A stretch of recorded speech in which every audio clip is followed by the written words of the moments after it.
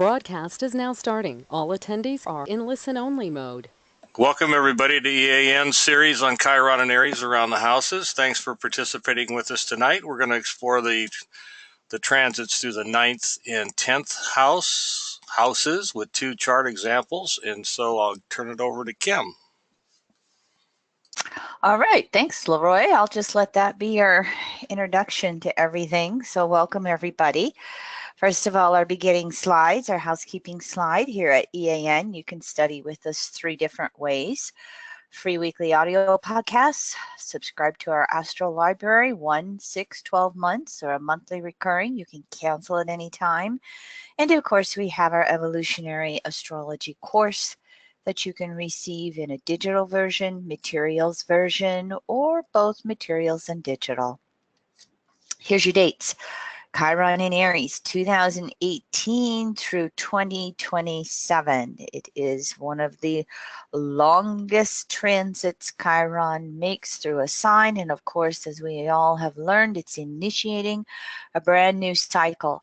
Here's the visual again on the eccentricness of Chiron's orbit. As you can see from the sun in the center here, most planets are revolving around the sun in a pretty logical circular fashion.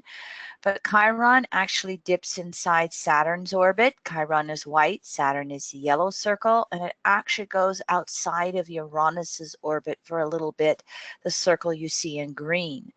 And so this highly eccentric orbit will then create its transit through the signs in a highly irregular fashion as well. As a matter of fact, Chiron spends 3/5 of its cycle in just 4 signs: Aquarius, Pisces, Aries, and Taurus.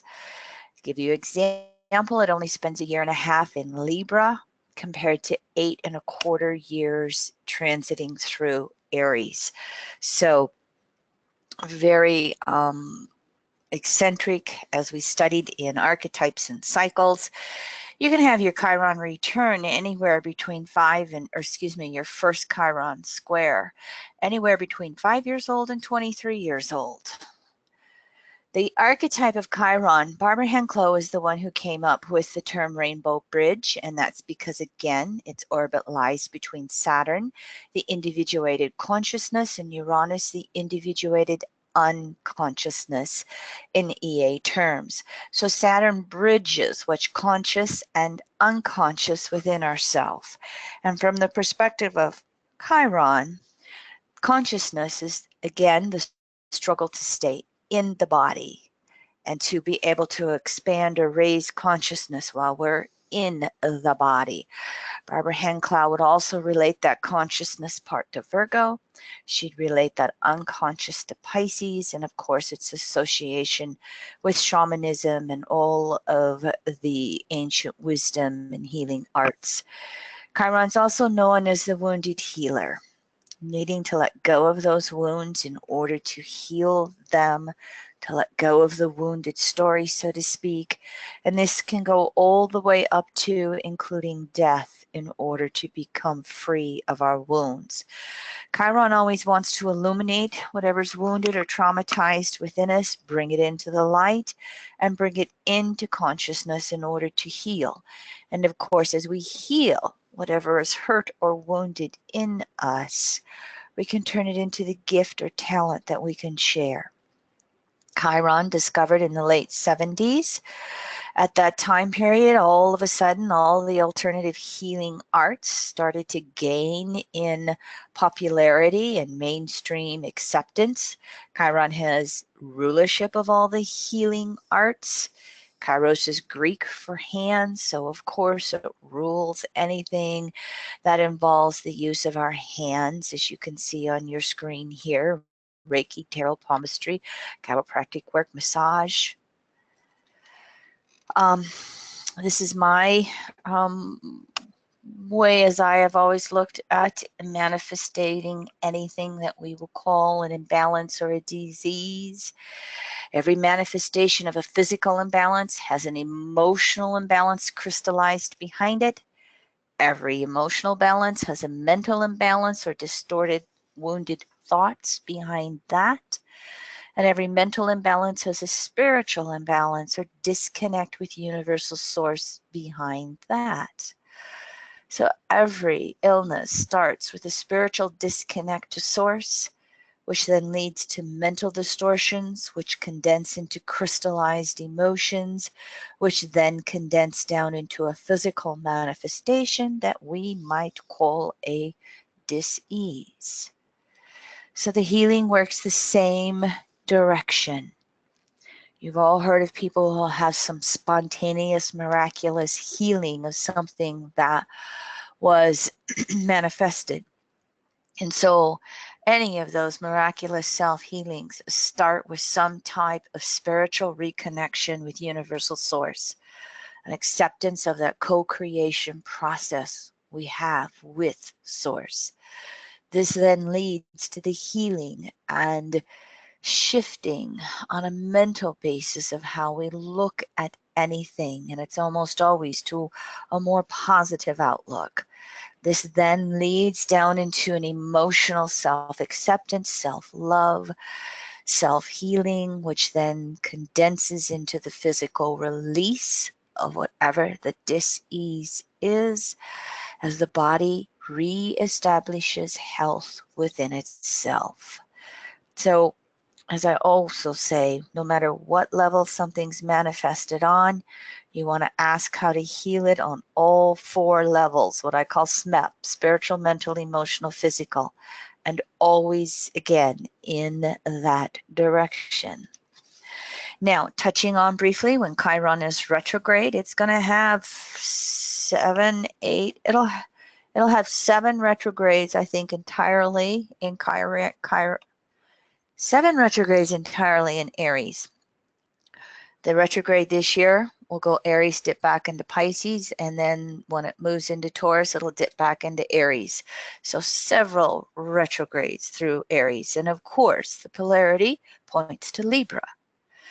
And so this is where we will have more emphasis on that healing art of being able to listen and observe another from their perspective. This will allow us to actually give as another wishes to receive versus doing that Aryan projecting onto them what we wish to give them from our perspective. It will emphasize the gift of honest communications back and forth.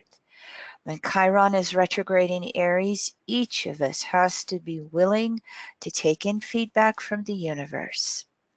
We'll want to give it, but we also have to take it in as much as we want to give our opinion out there. It will be a searching for fairness and balance in any situation. In other words, reviewing where it is we need to take action with someone else or for someone else.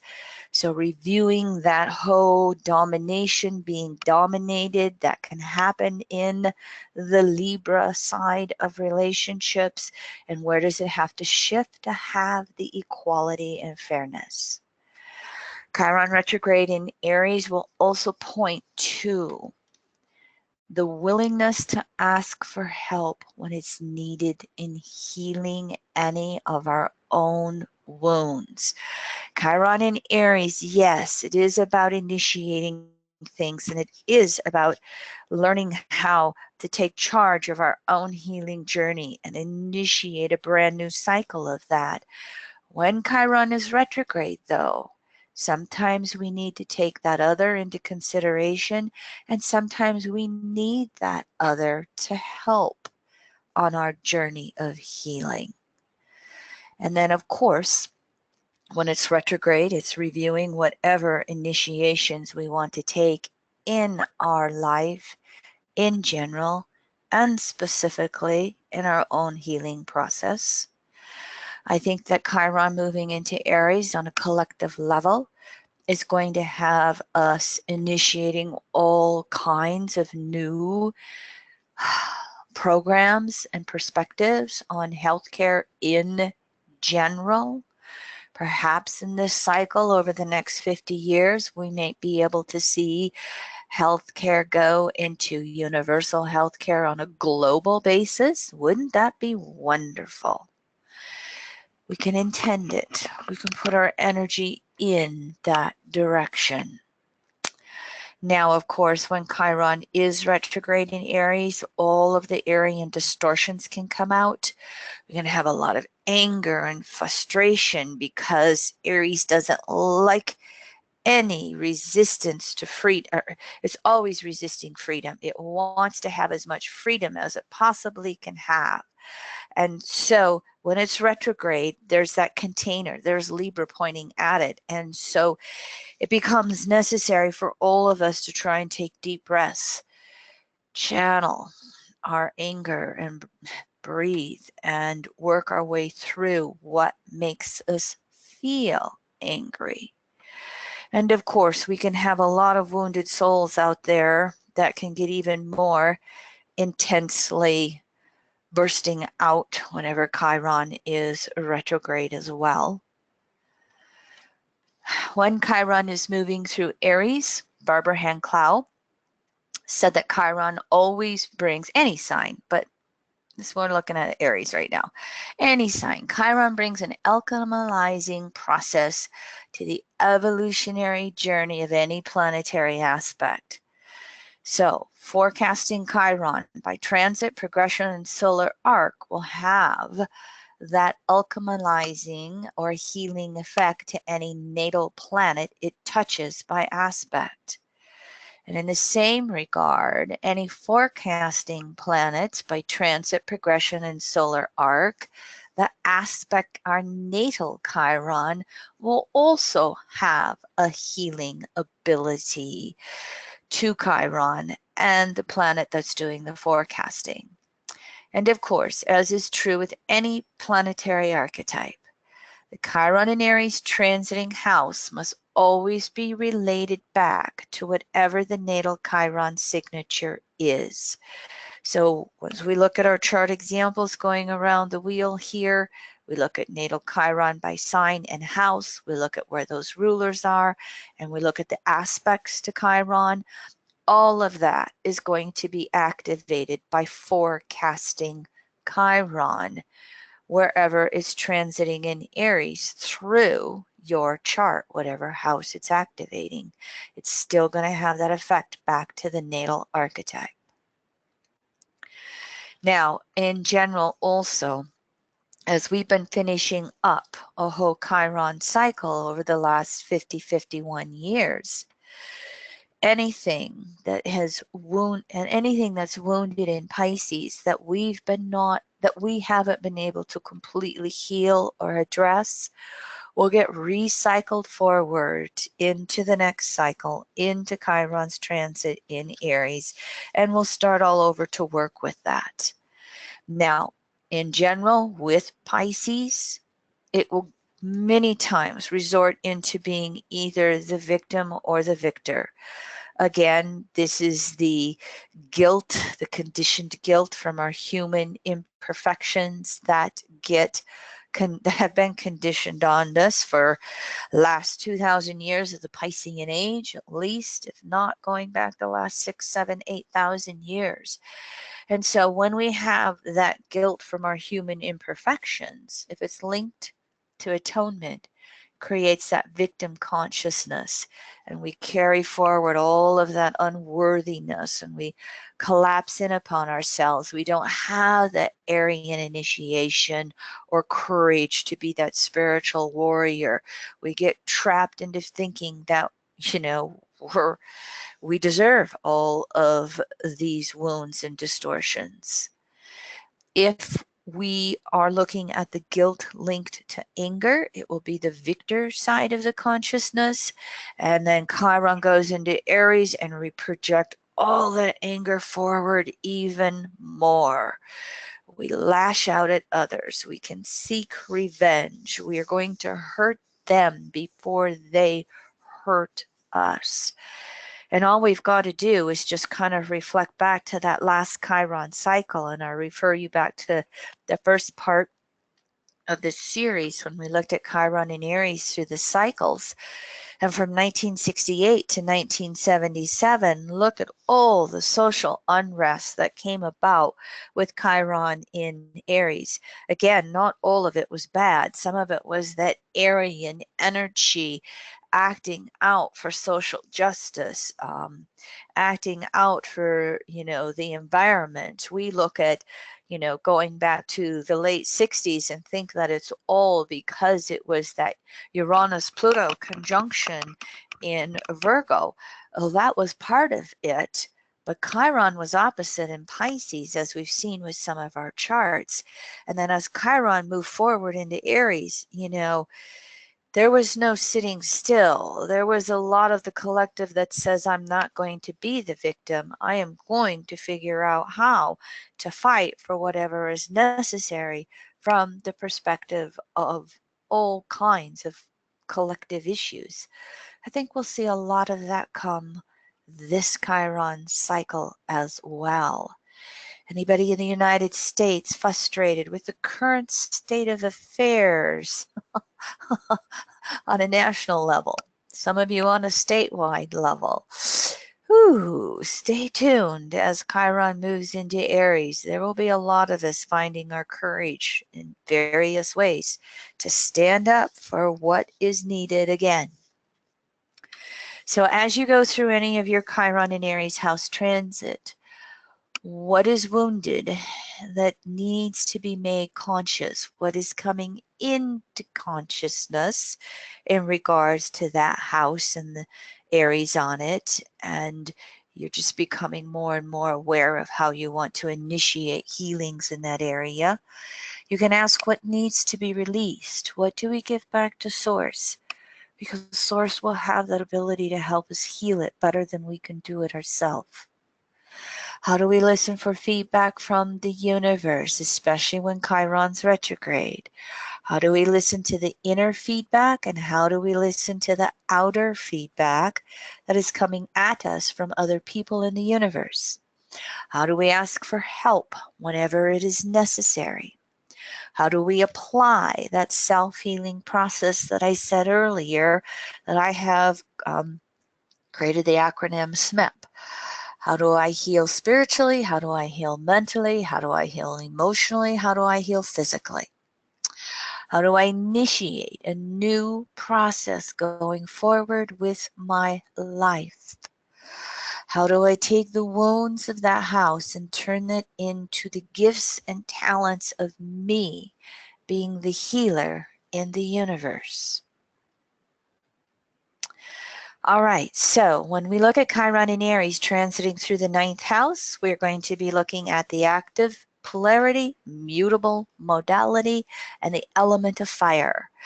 We have the third double element of fire, Aries by sign, and the 9th house. So what we can be looking at here with this transit of Chiron is all of the lifetimes, including this one, in which we've had any religious and or spiritual wounding. Perhaps there wasn't in this life, but what could bubble up to the surface is memories of past life wounding. Again, the last 2,000 years of the Piscean age, or going back even further. We can have wounding and anger around all of the injustices that we see in our own life, that we see in the lives of those around us. We can want to work to heal that in some way. Of course, Chiron in Aries is going to be all about trying to understand and return to what EA calls natural spiritual principles and understandings, natural law. We can have memory of persecution traumas. How many of us have been traumatized in past lives via religion? This again can be memories that come up into consciousness in order to be healed. We can feel loss of those who are spiritually similar to us. We can be searching for, where is my spiritual tribe? How many of us, when we come to evolutionary astrology, feel like we found our spiritual tribe, those trying to return to natural law. There can be woundedness around where we lost our tribe and we want it back again. Sometimes the wounding can have us with an inability of being able to make sense of the larger picture, that right brain ability to abstract and grasp what is the meaning of something. And if that's the case, we'll be working to heal our right brain, working to heal the intuition, working to grasp and understand something so that we can initiate new ways of applying it in our world. Sometimes we could have been overly trusting or projecting on to our teachers, putting the guru on the pedestal, and we could have been taking advantage of, or we could have just suffered the letdown of the human being within the teacher. So there can be healing in those areas. Where are you working to become your own teacher? Chiron, Aries, 9th house. I am my own teacher. I'm going to have that direct connection between myself and source. We spoke earlier. Sometimes it's not trusting our own intuition. Well, what greater gift could you give yourself than trusting your gut with this transit? We can exaggerate our wounds. You know, my persecution was bigger than yours. I got more hurt than you did. Fill in the details, whatever the story is, whoever it's with, lover, family, beliefs, blah, blah. We can get so caught up in our own stories that we start to tell a little white lie, or maybe a bigger lie, or a bigger lie, or maybe we're so wounded that we can't even tell the truth around anything. So the lies can be exposed here with this transit. And the lesson in the healing will be to get to being absolutely honest with ourselves and with others. They have their free choice in how they choose to react or respond to our perception of truth going out there to them. Because 9th house will compensate. I don't want to hurt their feelings, you know, and we compensate when we can't stand in our own truth. And here is the spiritual warrior coming out. I got to speak my truth no matter what. How well can you do that? And of course, one of the principles of the 9th house, Sag and Jupiter, is also alienation.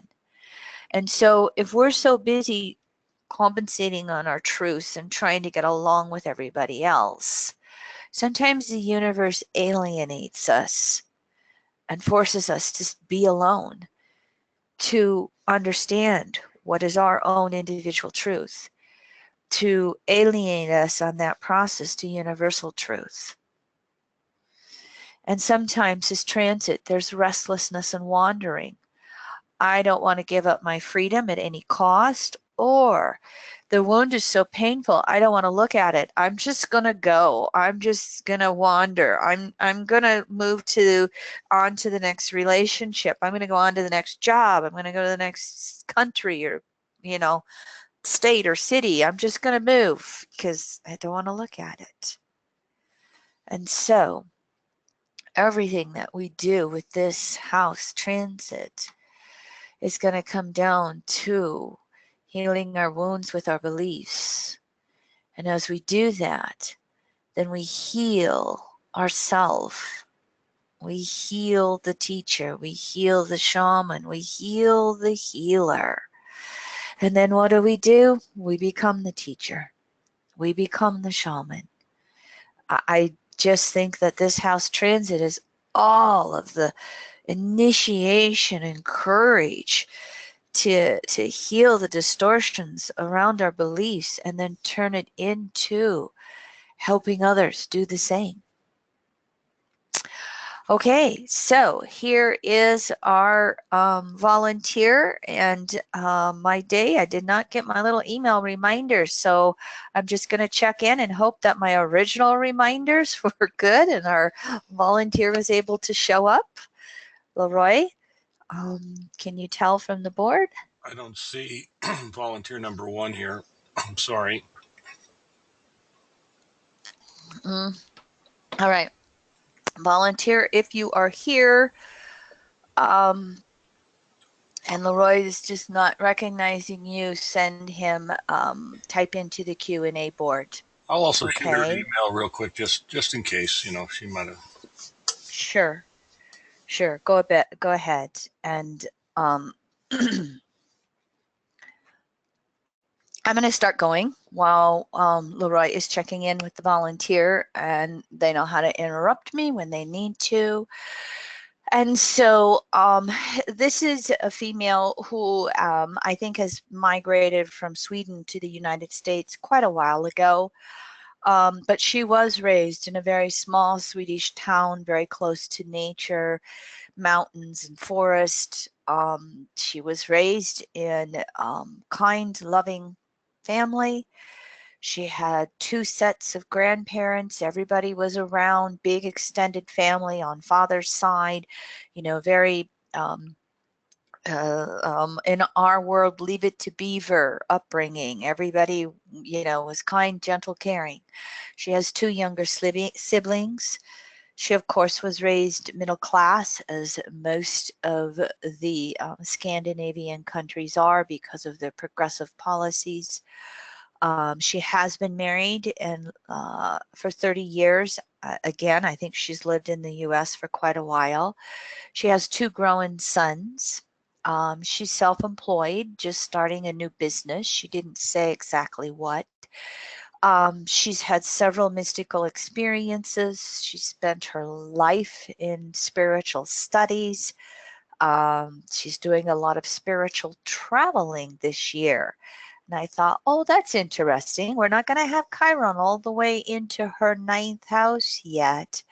But this is someone who, again, love of spiritual studies and spiritual traveling. So won't that be interesting to see what she does during those 5 years or so that Chiron in Aries will be transiting this 9th house. Now, looking at the complete and whole chart here, we have a 1st house Pluto, we have an Aries Sol, 1 degree Virgo, and not too many degrees inside the ascendant. What is that? Just 5 degrees inside the ascendant, so early on. And South Node in Aries with ruler by sign Mars conjunct it in the 9th house.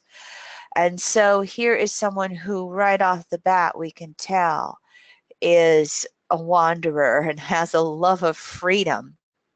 Laura and I have a young adult son with the 1st house Pluto and a South Node in Aries. Just those 2 key figures, he's so independent. Oh, and she's got Saturn retrograde, just like our kid does. Talk about don't fence me in, give me my freedom, give me my independence. I will rebel against authority wherever I perceive it to be holding me in.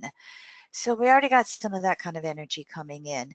Now, in this case, we have the ruler of the South Node by house up here, Jupiter conjunct the North Node, and we have that North Node sandwiched in between Jupiter and Neptune. I'm thinking we had one of those nodes in a previous chart example as well. We have the Sun square the nodes, and the nodes are applying squares to the Sun. Sun at 23 degrees Cancer, 12th house. We reverse through the zodiac to the 1st node. Resolution node is South Node, and it's not back to 23 degrees yet, so it's applying. And Jeffrey would always say, sometimes the Sun square the node, sometimes it isn't.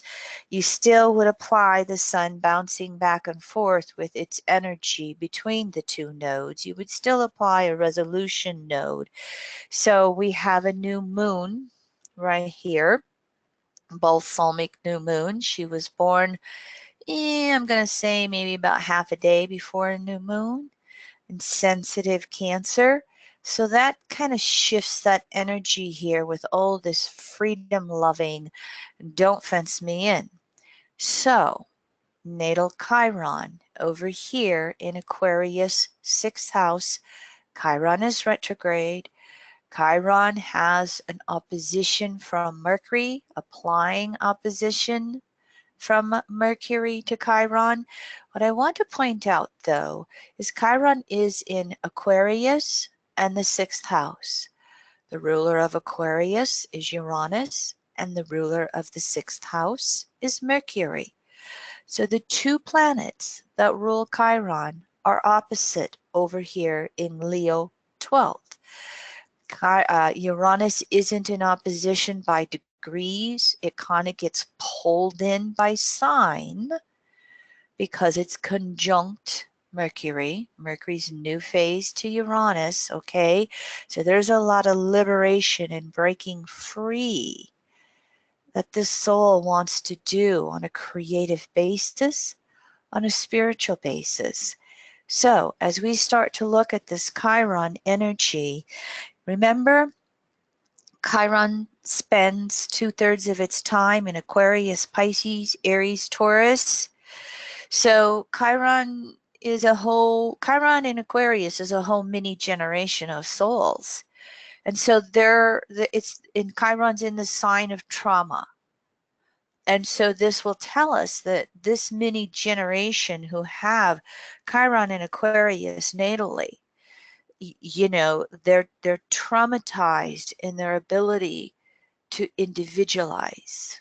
Remember, Aquarius, decondition and liberate.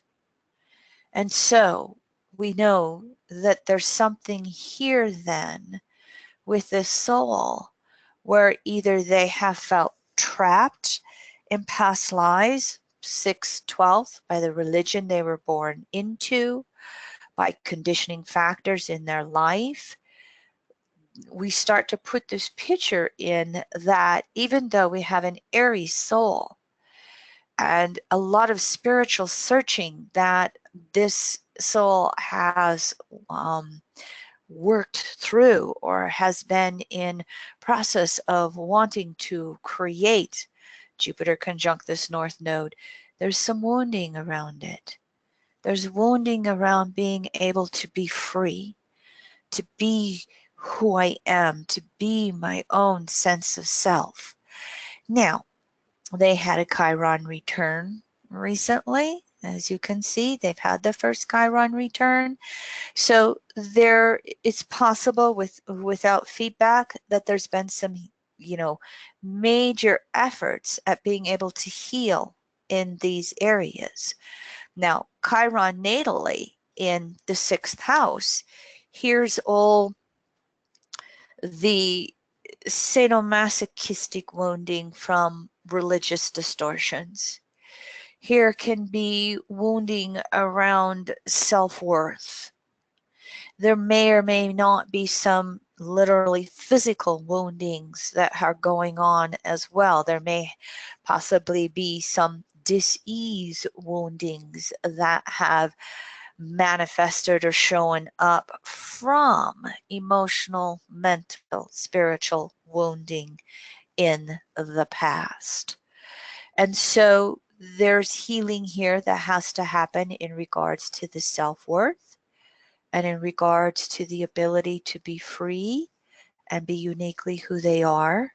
Chiron retrograde is pointing over here to Mercury, can be wounding with the voice, wounding with the processing of our thoughts, with left brain, with how we look at things. There can be nervous system issues with these two planets that co-rule the nervous system opposing Chiron.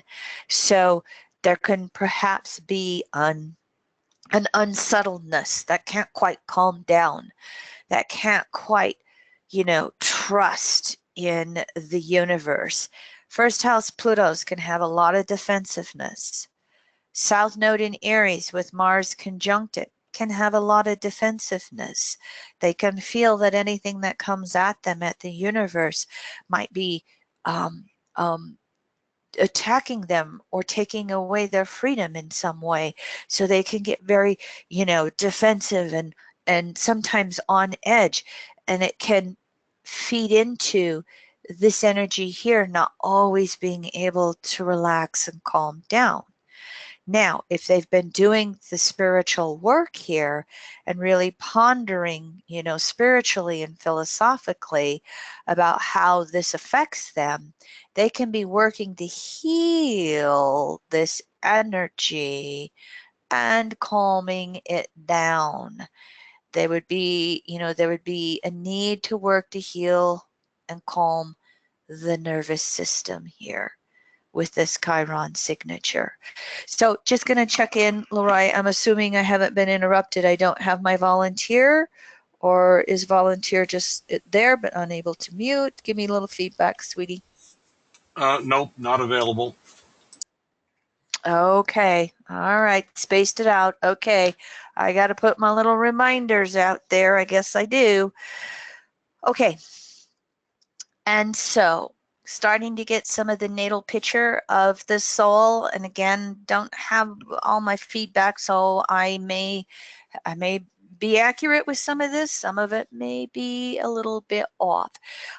This soul does have 6 Chiron aspects. We've got that opposition with Mercury. I even will pull in Pluto. Okay.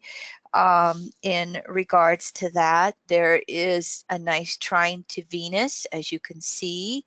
We pull in a grand trine here in the air signs, and so this can help with the healing of this Chiron signature and work to help calm down some of what can be perhaps some nervous energy. Chiron has an inconjunct to the sun, or the sun's making it, it's just past an inconjunct to Chiron. This again, if she gets a little concerned or worried in regards to the home and family issues or her own emotional self-reliance, this can trigger the Chironic jiggers a little bit. Again, some of the mental or physical nervous system issues that she can need to calm down from time to time. Chiron also has Saturn making a waning sextile, Mars making a waxing sextile. So while Chiron is in the midst of an air trine, it also kind of fits into the fire trine that's going on. So those trines with effort, and it sounds like, I mean, this volunteer listed a dozen different things that she has pondered and studied and did spiritually. So I'm perceiving that there's been a lot of effort to heal this Chironic wound. And she's had, again, the air trine and Chiron sextiling into the fire trines that has been very helpful for her in having that Aries soul courage to go out there and heal. So as transiting Chiron then goes into the 9th house, it will be doing this the second time around. Okay, remember her first Chiron cycle, because it was the end there. So I'm just doing some quick math. She was probably, 15 to 20, early 20 years old the first time she had the Chiron in Aries transit. So she's going to have the benefit of this being the second transit through the 9th house and being able to really gather some wisdom from that. It's possible the first time Chiron in Aries did that 9th house transit that it really sparked a lot of spiritual growth for her on her own, perhaps as a young adult. And so now as Chiron moves through the second time, the potential is there to really gather in all the wisdom. The potential is really there for her to heal anything remaining that's wounded on a religious level, on a even on a spiritual self-worth level, so that she can make that effort to find her courage here to be the healer, to be the teacher, to be the astrologer, to be the shaman, to be the massage therapist, to be the writer, to be the speaker, to do all of those, not only Chiron healing arts and talents, but the ninth house spiritual philosophical ones as well. Now, there can be areas where perhaps she, coming from this signature in past life, was, you know, the warrior in some way, who, you know, picked up that sword in some way, who went through something in some way, in that I got to defend myself, I got to fight. I've got to protect myself or I'm going to lose my freedoms. Chiron, as it finishes up in Aries several years from now in the ninth house, there'll be something of those wounds that could surface one more time that needs to be released. Because when we deepen our beliefs and understand natural law as best as we can, we recognize that, you know, freedom can't be taken away from us unless we've bought into some type of religious spiritual distortions. But it's, again, possible that there can be these Aries wounds of my initiations and my freedoms, and they'll come up to be healed. Chiron in Aries transiting through the ninth house is going to be about finding the courage to stand in our truth and to stand up for truth, and to do it on a personal way for this soul with a first house Pluto and a south node in Aries, but to do it perhaps the second transit of Chiron Aries ninth house, to do it more and more and more broadly on a social justice level. You know, to call out individuals for their lies, to do it in some social progress way. You know, the healing arts, as I've said throughout this series with Chiron, it's not just that you've got to learn how to be the masseuse or the palm reader. It can be as simple as you hold the energy for healing planet Earth of all its distortions, for the healing of climate change on the broadest levels, for the healing of where you perceive social injustices. I mean, this person is an immigrant. So they can, even though they're not coming from Mexico, they're, you know, living, you know, perhaps in white Scandinavian community in some way, they still understand being the foreigner and feeling all the alienation that comes from that. And so there is the standing up for this as they feel it within themselves. They feel the wound in themselves to some degree. They're going to go, wait a minute, you know, we all have the freedom to live here on planet Earth. And we should all have the freedom to travel where we want to go, to live where we want to live, to find that spiritual group or just the type of people that make us feel comfortable. You know, perhaps this person married someone of a different race. We don't know. But this type of a transit can bring up all of the racial indifferences, all of the refugee differences, you know, people who have just, you know, had their homes taken away under the name of religion. Chiron will bring up memories of this, and it will bring up the urge to be of service and help in some way, especially with natal Chiron in the 6th house. You know, this is a signature of someone who wants to speak up, who wants to help fight for injustices on planet Earth. And so,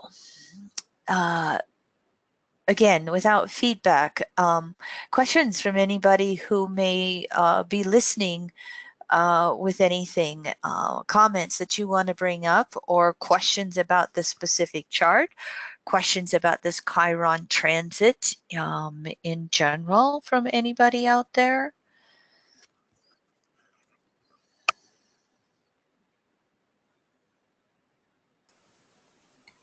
Again, go ahead. Well, we just had one comment on the board about how this reminded her of her personal Chiron. Well, when Chiron was in Sagittarius, so very similar. Of course, we know that's a similar archetype. Yep. That would be the similar archetype. I mean, I think what could be one of the biggest healing gifts for this person with Chiron transiting through the 9th house is recognizing they're free, rather than 1st house Pluto, South Node Mars Aries conjunction, you know, always feeling like they have to defend freedom, defend their freedom. It's being able to just sink in to that broad understanding. I'm as free as I can be. And, you know, if they have that kind of healing, I mean, it just calms everything down.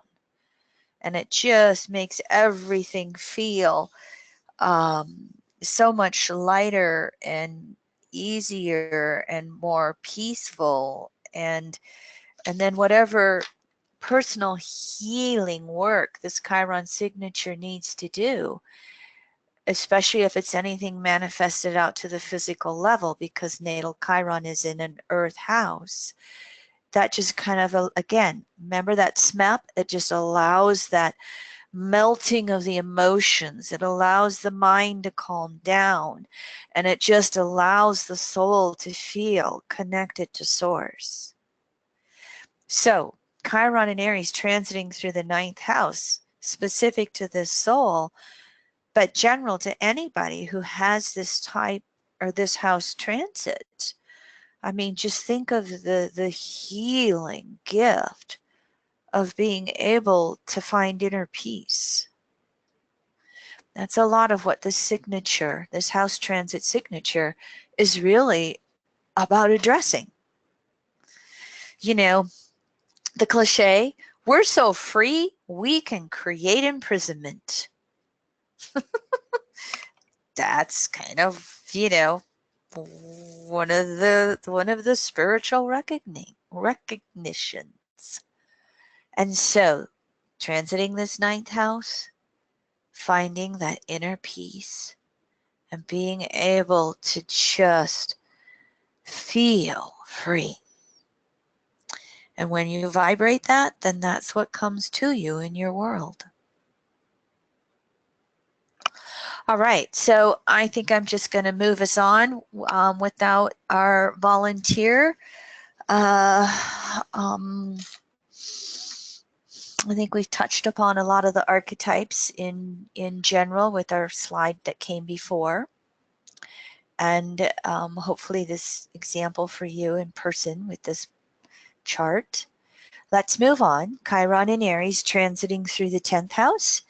Here we're going to look at the passive polarity with cardinal modality and the element of earth. And so what are we going to be looking at with this house transit, and or if you natally have Chiron in the 10th house, regardless of sign, you know, as we've went through this series, you can extrapolate that natal signature could be there too. And so with the 10th house, what we're going to look at is wounding around authority, wounding to our own social position, wounding to how we have our authority out there in society. And of course, Chiron in Aries is going to be wanting to work to heal this in some way, bring it into consciousness rather than Saturnian 10th house suppression of it. What we can also have here is authority figures who want to suppress us with this transit. And of course, what's Chiron in Aries going to do? I'm going to break free. I'm going to find my spiritual warrior, and I get to be my own authority. I am not going to allow someone to suppress or condition me anymore. And with this transit then, of course, as we look at the whole issue of social position and authority, if there have been abuses of that, abuses of authority, we can see the fall from grace. Chiron in Aries will initiate the downfall in order to get real, in order to heal what is wounded within us that has us thinking we have to power over someone else to feel okay. So, if there's any of those falls from grace, and, within this, it can also include losing your job or your career.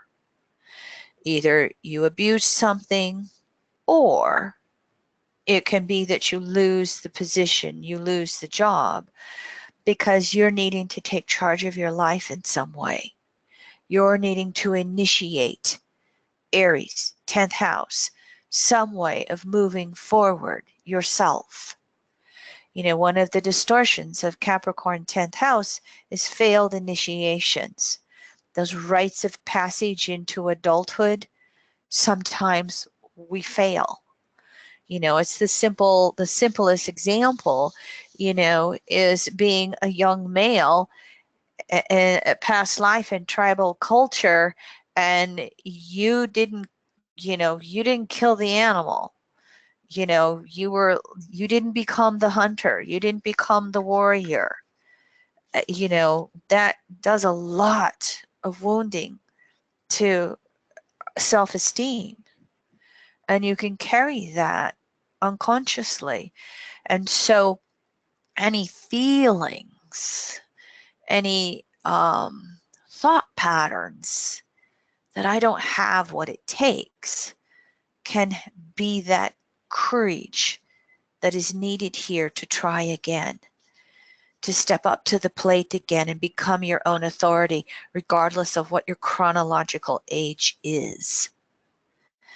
There can be a lot of judgmentalism, and that can be exposed in all of its many ways in how we need to heal. I like to say judge less, discern more. We kind of talked a little bit with failed initiations that can also create what we call that inability to take charge of our life because we've got a fear of failure. Maybe we actually did in a past life fail before, but this Chiron in Aries, the healing is to try again, to make those initiations regardless of how little or how far we get. We've got to try and find that courage to take charge of our life. And there can be wounds around conditioned guilt to conform, because Capricorn 10th house is society and its ruler Saturn. Those three they're the archetype of consensus and conforming to consensus. And if we don't conform to consensus, we're made to feel guilty. And so this Chiron house transit can stir all this up. And do we have the ability to be our own inner authority and break free from guilt around that? Wait a minute. Who is discerning my guilt? Who's judging me to be guilty? Is it coming at me from the outer world? Have I I accepted it and I'm feeling it because I've taken on that conditioned guilt. How can I throw off the wounding of that? How can I search for what I feel is right? How do I find my own autonomy in the world? Now, if there is natural guilt, which we can sometimes find, again, we were authoritarians in a past life, or we had, abused a position in some way, then Chiron in Aries will bring about the ability for us to naturally heal that. The trine to the 6th house Virgo will want to really put our healing energy out there and help in some way. And again, as evolutionary astrology teaches you, when you're working with any individual chart, you never assume the karma. Sometimes it's evolutionary necessity to have certain experiences in order to wake up. So the soul in question is the only one who really will discern whether that's conditioned guilt or natural guilt and the appropriate ways to work around it, work through it to heal it. Remember, EA's teachings say about 75 to 80% of guilt is conditioned guilt. Of course, there can always be wounds with authoritarian parent, which sometimes is the father, sometimes the mother. So there can be the wounds with the father that can come through here, or wounds with whatever parent was authoritarian. And are they alive? Can you speak up to them? Can you address it? Are they gone in spirit world again? And so you are just working to heal it on an energetic or spiritual way. And of course, that'll start to bring in the lineage of familial and ancestral conditionings. And you can become conscious of some of those patternings and want to heal those. This can also include if you have children, where do you have guilt from being an authority figure raising your own children? The phrase I use, were you the dictator or the facilitator? And so there can be some of those issues that will come up in need of healing, however it's necessary to do so. Chiron in Aries transiting through the 10th house. If there's depression, letdown, a sense of futility, what difference does it make? Those thoughts and emotions that turn us inward, it's really to show us where we're internally wounded in our relationship with ourselves, square to 1st house Aries, and how we have to find again that inner courage, Chiron in Aries, to make whatever necessary changes in our life we need to make to move forward. Depression is a natural principle with the 10th house archetype, and it naturally draws us inward to say what's no longer working in these physical structures I've created in my life. What's no longer working, and where do I need to make a change? And if we don't make the changes, the depression can expand. And so it's just a natural thing to turn us inward to see where we have to initiate. It's cardinal modality. And Chiron in Aries can be the gift of courage to make those changes around our world in whatever way. Now, depending upon what age you are when you have Chiron in Aries transiting the 10th house, if you're only, 15, 20, 25 years old, you've got all that initiating to find yourself and to step into society. But if you've had your 2nd Saturn return, or beyond, you'll have Saturn through here the second time around again. And there can be some wounding around aging. You know, look at our consensus world. And, you know, especially in a Western country, for instance, like the United States or a lot of our Western worlds, you know, I got to have the, you know, nip tuck everywhere so that I look like, you know, and if you're a Pluto Leo, this, you know, can really, you know, sometimes be um, conditioned within you, you know. I got to look like I'm, you know, young. And rather than embracing the crone, if you're the female, embracing the wise elder. And so this could be some of the healing gifts with this Chiron house transit, being able to be an advocate for elderly, being able to embrace and honor the wisdom that can come from, you know, having lived a little bit. And then, of course, I put down here the mastery of power as a sacred gift.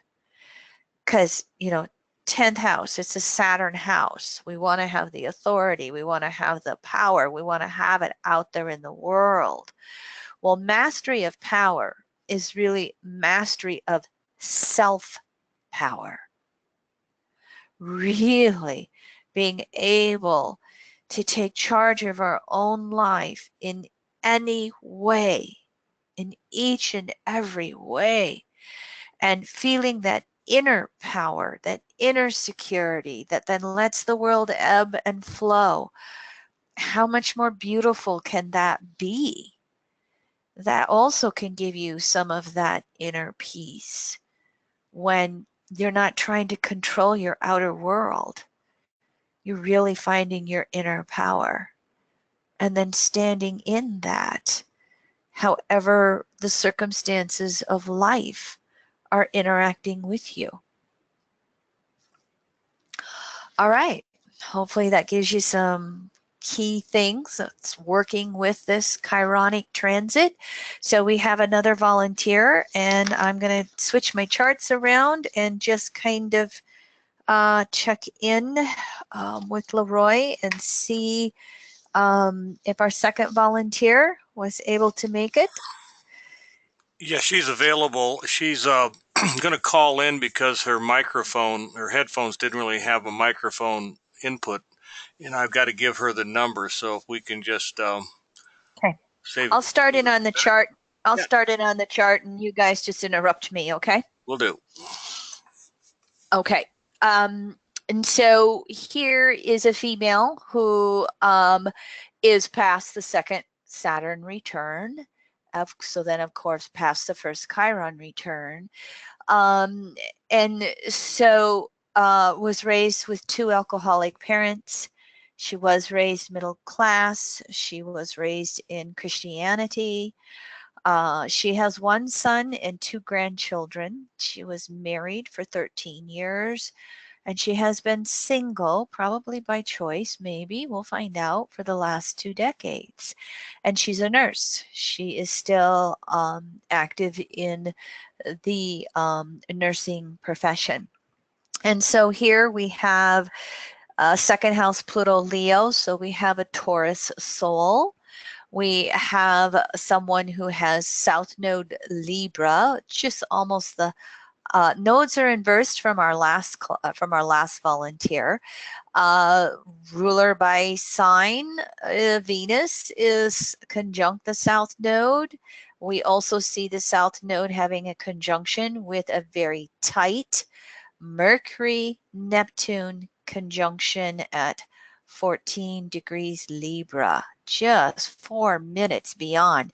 That is a combustor, Cazimi, whatever they call that. That's pretty tight. Left brain, right brain. I have a very tight Mercury Neptune conjunction, but I think mine's a degree apart. Mine's just shy of a degree or just over a degree. I can relate to this. Jupiter, square the nodes. Okay, ruler of the south node by house is conjunct the north node, the moon in Aries here. Jupiter is in the 7th house, retrograde, square the node. So we have the skip steps with Jupiter's assimilation process, perhaps some lessons here with career or relationships or both. Okay. Now, Chiron in this case is, and this Sol, by the way, does not have a Chiron opposition. Remember, those Chiron oppositions didn't start until the early 50s. And so from the early 50s to the mid 2000s, Chiron opposing either Saturn, Uranus, Neptune, or Pluto. So we don't have a Chiron opposition. However, this Chiron has 8 aspects. So it's another highly, highly activated Chiron. Mars has a waning trine to this Chiron, Sag, 5th house at 4 degrees. The moon is just minutes shy of a waxing sesquisquadrate. Volunteer? Yes. Hi. Can Thank you you hear for me? making it. Yes, hear you just fine. Oh, Yes. great. Okay. Yeah, so I was just kind of going over the basics of your environmental conditioning and your chart, okay? And was just getting to Chiron. So were you able to listen to our slide about Chiron and Aries transiting through the 10th house? Oh, yes. Okay. I know you have some background in astrology. I know you've been studying for a while. So I was just getting to the point of describing your Chiron aspects, and I don't know if you're aware of this, but of course you can probably see the trine to Mars, but your moon is like a half a degree from a sesquisquadrate to Chiron, which means going from first quarter phase to gibbous phase.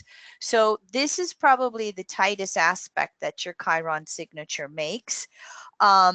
And then, of course, it has Saturn making a waning square to Chiron. And these are semi-squares here to Chiron. If you look, you see where Jupiter is a last quarter square to, or excuse me, Venus last quarter square to Jupiter. Chiron's halfway in between. Okay, so there's a semi-square with Jupiter, and these planets, I think this one is a semi-square as well. They're wide. I use wide orbs. Okay, so almost all of these planets here conjunct your south node bleed into semi-squares with Chiron. So that Chiron in Sag 5th house is quite active. What I wanted to hear from you, you know, I don't know how much of the series you've been following, but we've got to look at where natal Chiron is to then apply the transit. I would just like to hear from you what your impression of your Chiron signature is in Sag 5th house. Woundings with beliefs, woundings with standing up for yourself, Sag 5th house, woundings from 2 alcoholic parents as a child, 5th house. Would you agree with all of that? Yes. You know, I mean, it's my perspective of being wounded, of course, but yes, and with children too, my grandchildren aren't that accessible to me because my daughter-in-law doesn't really like me and my son really hasn't stood up to her. So that was a really huge wounding when they were born. The oldest one's 3 now, so I've kind of, you know, gotten used to it. Yeah, and of course, wounding around having alcoholic parents. And you know, in one of the Chiron books, I can't remember which one it is, but it's wounding about your creativity. And so I just have never felt that, you know, I was able to express my creativity in the way that, you know, I would have liked. So yeah, all those things that you mentioned. And yeah, and with beliefs, probably with spiritual teachers that I don't know if that is the same as beliefs, but I felt, you know, let down by. But always, you know, all these things are lessons to be learned, of course. But, you know, you did feel the Chiron wounding initially until you figured it out and knew the astrology. Right, right. Yeah, and everything we said from the previous slide, the transit of the ninth house, that's your natal. So, Yes. yeah, there can be the woundings with, you know, teachers, you know, whether you project it onto the teacher or whether the, you know, the teacher or the gurus in some way, in various ways, you know, were themselves distorted. Do your grandchildren live close to you? 2 hours away by car. And, you know, I just made a pact with my son that I'm going to see them once a month. The daughter-in-law, my daughter-in-law isn't really there most of the time unless it's like their birthday party or something. So we've kind of come to a truce. And, you know, I kind of had to force that upon my son. I said, I want to see these kids once a month, okay? Are So, your son and daughter-in-law, are they married, separated? oh yeah, they're married. But Okay. he's got a Neptune conjunct the South Node in the 7th house, so he has some relationship lessons to learn, I think. Yeah. So, you know, I'm just trying to understand it from that perspective, but it's still, you know, feels like a wound sometime, but, you know, it's getting better. My Right. perspective is improving. Well, what opportunities for you? I mean, Chiron isn't even into Aries yet, and as you can see in your midheaven is 0.5 degrees Aries, and so it's going to go back and forth over your midheaven 3 times this year before going into the 10th house. Okay. And so you've got such beautiful opportunities to heal with the grandchildren. So I'm like, congratulations, you're already doing the 10th house transit, standing up for yourself and choosing to heal that family lineage and choosing, you know, wait a minute, I have a right to have a relationship with my grandchildren. So good for you. Yeah. Yeah, I had to get the courage to do that. So, And you know, and son's going along with it. oh yeah, no, he's fine with it. Yeah. Okay. And Yeah. daughter-in-law, what did she have a response? I mean, do you have a relationship with her? Not a close one, but you know, it's okay. You know, I'm not going to let it bother me, you know, the way she is. I mean, you know, she's polite in that. Okay. Well, that's Yeah. good. That's Yeah. good because as we all know, sometimes it can go off to entirely other extremes. Well, When it it did start that way when the children were born. Yes, I Mhm. was very excluded. So that was the wounding.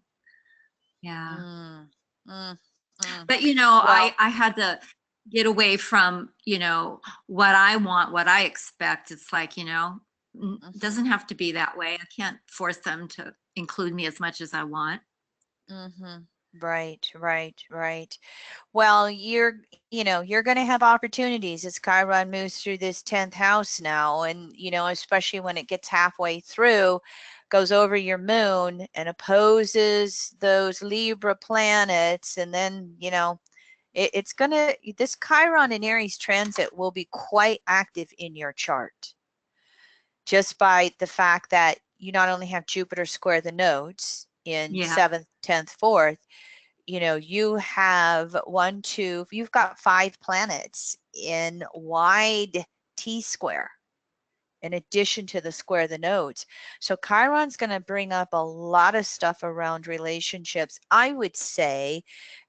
And again, you give me feedback as you feel comfortable. Even from the 10th house in Aries, at some point, it's going to be opposing all those Libra planets conjunct the 4th house or in the 4th house Libra. So I would say that you may even get to revisit a lot of old emotional stuff. Chiron over the moon, Chiron opposing those Libra planets in the 4th house. You know, if things cycle back around, do you by any chance have any parents alive yet?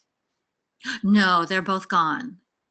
Memories may recycle up, you know, just the old patterns. And again, you know, what's the ancestral patterning that I want to bring into consciousness and make an effort to release, so that I don't carry that forward within my own soul anymore, and I don't project it, you know, to children, grandchildren anymore. And also, I think that relative to the 7th house Jupiter and the Libra planets, you know, there may be woundedness around intimate relationships that come up for you. Because again, that 10th house, you know, it's going to be just like EA would say in the 4th house. Sometimes when there's a lot of emotional wounding, and I don't mean to project this, and tell me if it's not accurate, okay? Sometimes with Cancer 4th house, the EA teachings would say isolation is not emotional self-reliance.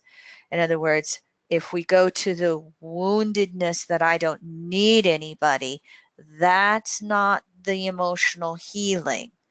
I'm not saying you need to jump into a relationship. I'm just saying patterning that may have a 2nd house Pluto going, I'm just going to be in relationship with myself, versus your 8th house polarity, okay? Chiron's 10th house transit may dig up old intimacy wounding for you, in addition to old familial wounding.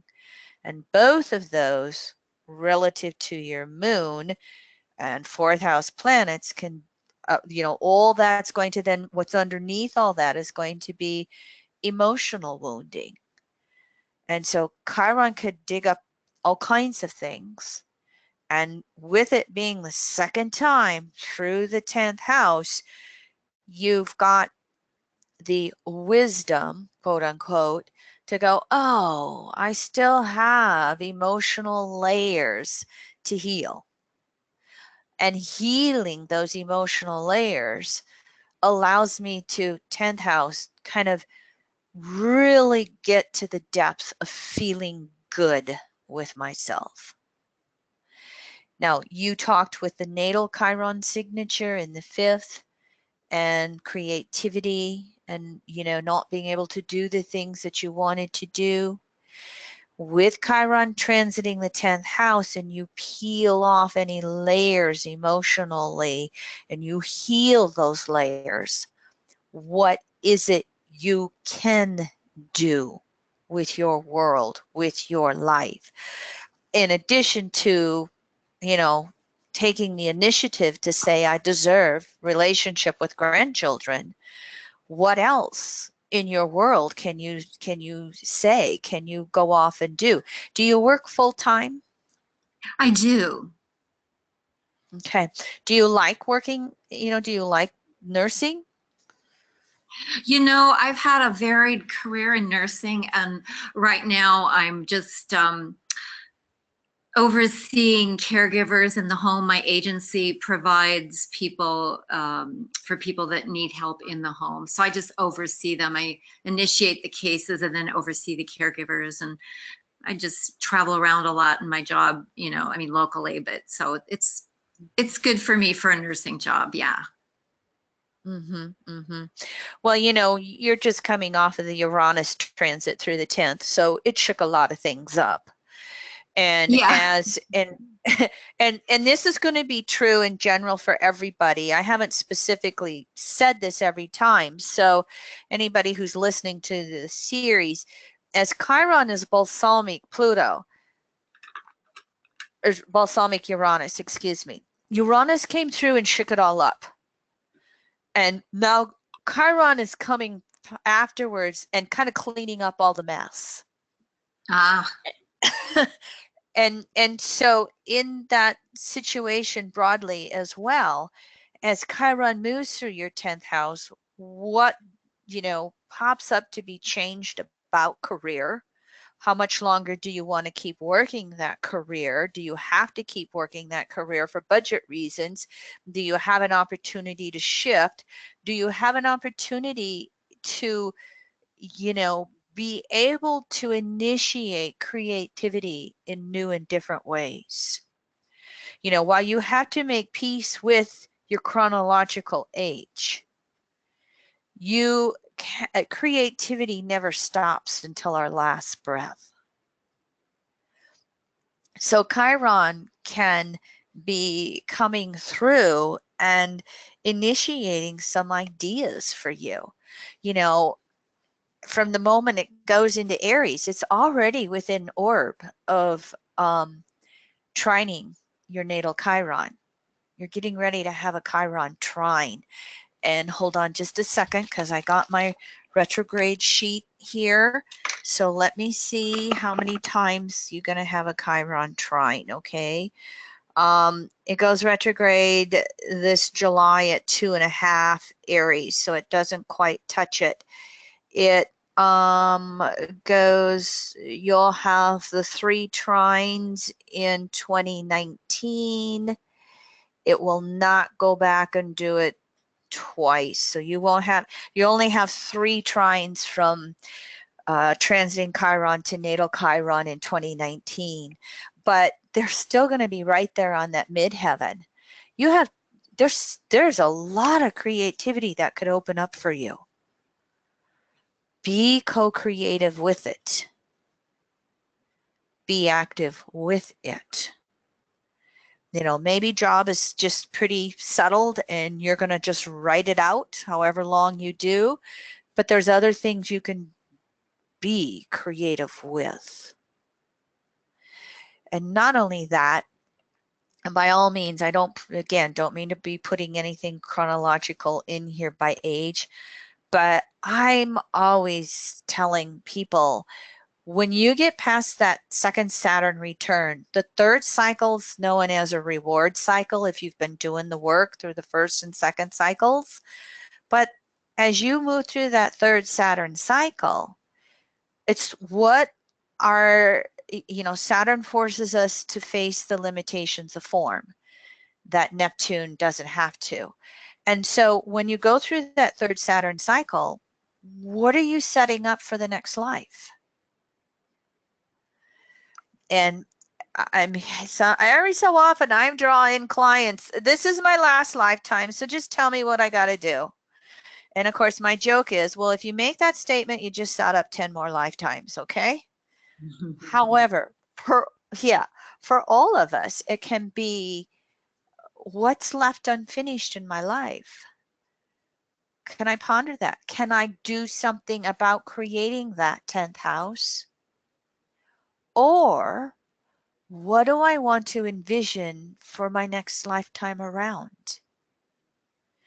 And, you know, sometimes we're so busy trying to heal the wounds of the past, we don't always put energy into how we would like to go forward.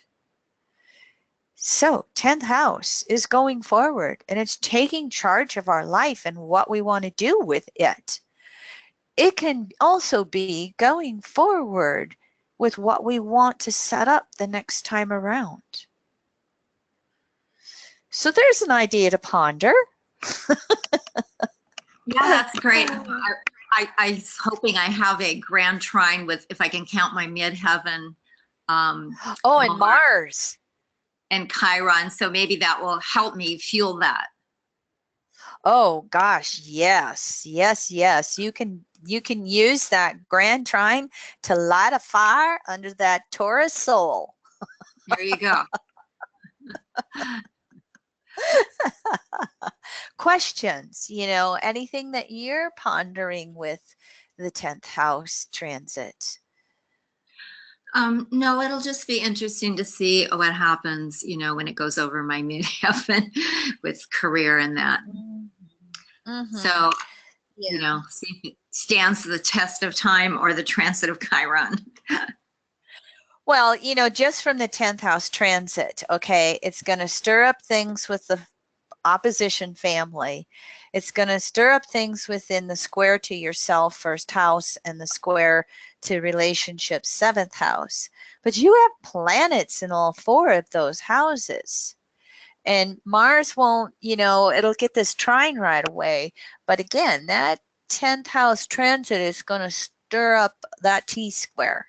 So you might get to this point where you're having to juggle career, whatever's going on with family, and who knows what will come along with, relationships, or just even, the healing of that. How do I take charge? How do I take charge? How do I initiate and take charge? Where do I need to make a change? Where do I need to make a change with something? And when Chiron gets to that moon and that north node, and it's triggering all of the T-square stuff, it's going to be making a very nice trine to your Pluto. So it can really help you with making change wherever you need to make it. That'll be helpful. You've got a few trines that show up when you need them, huh? Yeah. Let me check in with the board. Leroy, comments or questions from anybody? Well, I guess I have a couple comments. Somewhat knowing this soul from a conference years ago, and of course, through interactions like this. But this the most powerful aspect in this chart is that tight quincunx with Chiron and the moon. And so we talk about wounding a lot with Chiron, but there's with all those fourth house planets and Libra, there's just a hypersensitivity to everybody around them. And my guess is that hypersensitivity and that this is also a chart, with that quincunx, that they're natural healers because of that sensitivity. Not necessarily all the wounds, but because of also the compensation from her environmental conditionings, how hypersensitive this soul must be. So, natural healers on the horizon of a budding career and whatever she chooses to do, and that she chose the nursing profession, but it may be waning in that regard, and she would want to, or choose to explore if she wants to, another type of alternative chironic healing modality, perhaps. But congratulations. I just see this as a natural healer's chart with all that sensitivity to everybody around them. My guess is that she has a very comfortable house. Lots of plants, looking out at lots of pine trees. Oh yes, it's gotta be nurturing. Thank you. Yeah, a second house Pluto and all those planets and the south node and the fourth, yes, it's going to be very comfortable and nurturing. Let me point out something else to you that I don't know, I didn't speak about yet, but Chiron is actually a waxing in conjunct to Uranus. And that waxing in conjunct is the inner adjustments.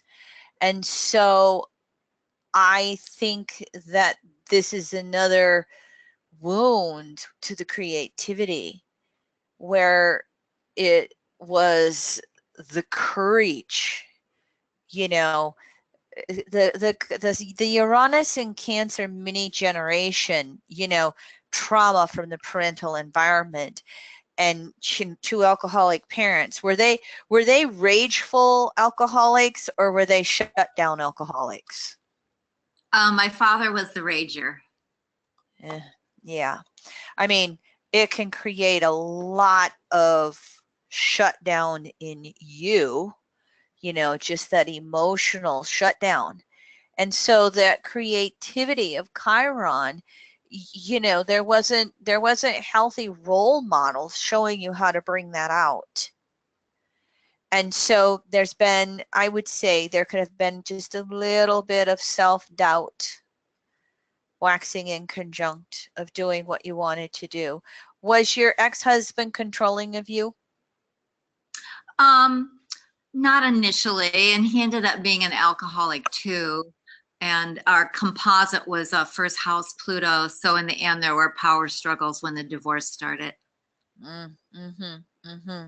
Yeah, I just see this as you just really being able to break free.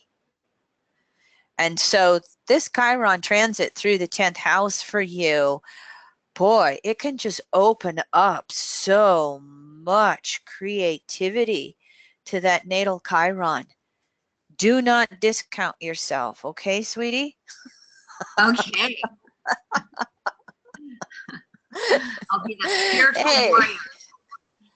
Yeah, yeah. And yeah, you do. You have all the, you know, EA attracts the healers like, flies.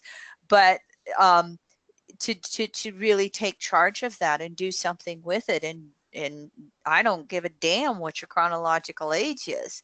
The universe wants your healing talents and abilities.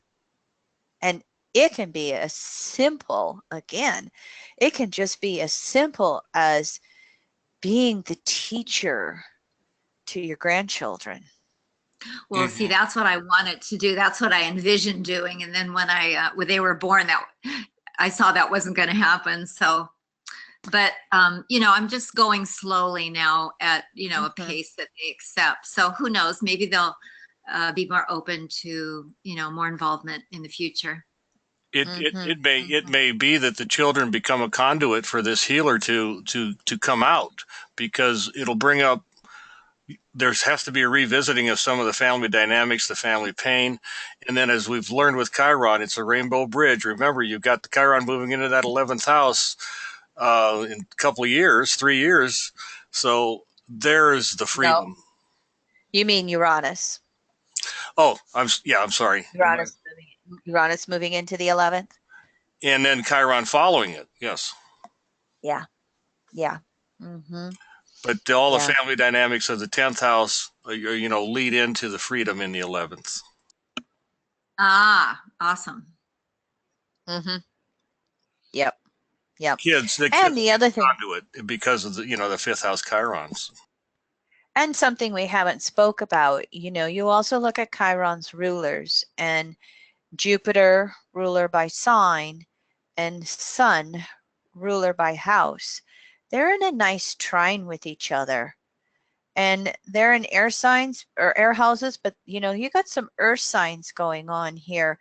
And so there's some creativity that can come out yet. And think about if you're looking at transiting Chiron or transiting Uranus, when it moves into the 11th house, while Chiron is stirring up your T-square in its middle degrees, because it's going to have a 8-year transit, okay? And Uranus is 7 years. So when Chiron gets to the middle of Aries and stirs up your T-square, okay, Chiron is going to be in the middle of Taurus and making a grand trine to your Sun and Jupiter, the rulers of Chiron. So your Chiron is going to be pretty active over